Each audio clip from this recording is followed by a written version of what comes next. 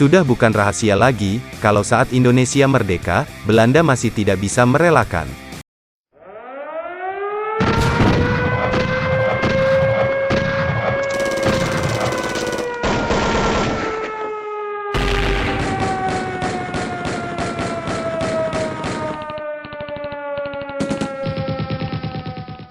Sejak merdeka di 1945, Belanda masih menginginkan Indonesia hingga lebih dari 20 tahun kemudian.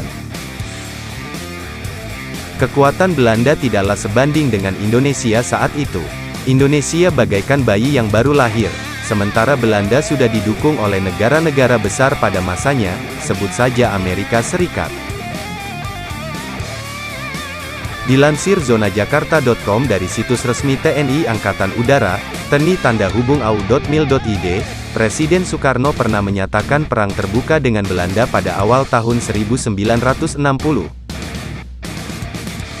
Semua unsur kekuatan, seadanya, disiagakan. Angkatan Udara Republik Indonesia pada masa itu memiliki 49 MiG-17 Fresco, P-51 Mustang, IL-28 Beagle, B-25 Mitchell, B-26 Invader, C-47 Dakota serta C-130 Hercules. Belanda tidak takut, tentunya, berbekal alat-alat modern, memungkinkan sekali Indonesia bisa kalah telak dari Belanda pada masa itu. Hingga akhirnya, pada suatu hari, sebuah pesawat intai Angkatan Udara Amerika Serikat yakni U-2 Dragon Lady melayang di atas Madiun. Dalam konfrontasi ini, pilot dan krunya diyakini melihat deretan jet tempur dan pembom dari ketinggian 70.000 kaki. Diyakini pula saat itu, Tu-16 Badger dan MiG-21F Visbet C, sebutan yang diberikan NATO, membuatnya mundur seketika. Perlu diketahui, saat itu, MiG-21F menjadi jet tempur penghadang, intercept paling ditakuti Barat pada masa itu.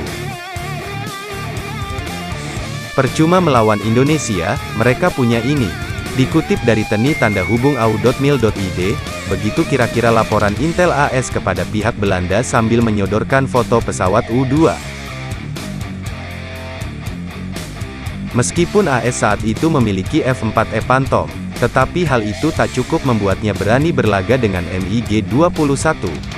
Kisah ini bukan sembarang kisah, penerbang MiG-21 Auri, Marsda, Pur.